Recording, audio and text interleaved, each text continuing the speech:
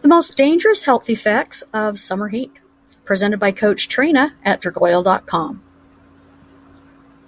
Summer is a time for fun in the sun, but it's important to be aware of the potential health risks that come with the hot weather.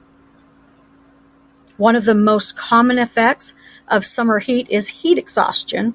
When the body is exposed to high temperatures for an extended period of time, it can lead to dehydration and an imbalance of electrolytes. Dehydration is another significant risk during the summer months.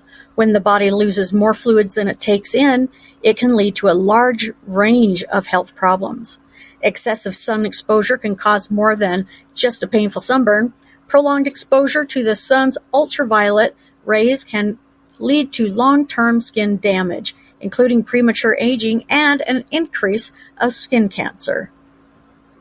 The hot summer can worsen respiratory conditions such as asthma and allergies. High temperatures that increase humidity can trigger asthma attacks and make it harder to breathe.